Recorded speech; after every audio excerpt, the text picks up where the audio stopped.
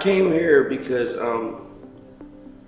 I had an option, like, to whether I was gonna stay in the streets, like the street life, or I was gonna come and do something positive with my life and not lose my family. So through it all, like, I really gained something that I really cared for.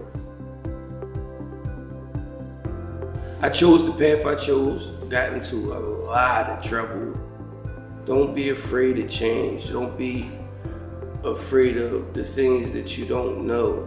You know, like, as far as what I mean by that is, like, don't be afraid to come here because you think, what if it don't go good? Because you also got to think about the what if it does go good.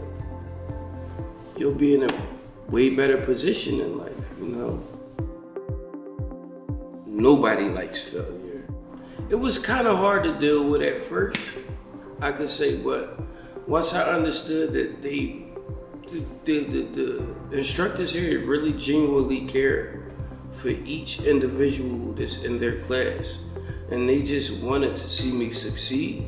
Like, I pretty much be welding everything up. They like my work.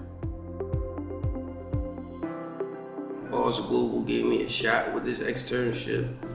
I've built like railings that wrap all the way around with doors, like, you know, swing doors and stuff like that, from raw metal. Like, this is not nothing that you just go to the store, it's already made, or you gotta put a tag. No, like, we made this from raw metal, everything.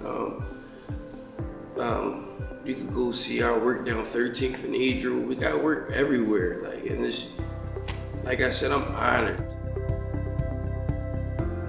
My goals for the future, for one, you know, is to get a stable job to have me, and, you know, a stable mind state, you know, just everything okay for me and my family, as far as my children, you know. I plan on, you know, like, with welding, it's gonna help me, like, start a few businesses that I wanna start up. Like, welding is just my stepping stone. I love it. I'm always gonna do welding, but I plan on, you know, being well off one day.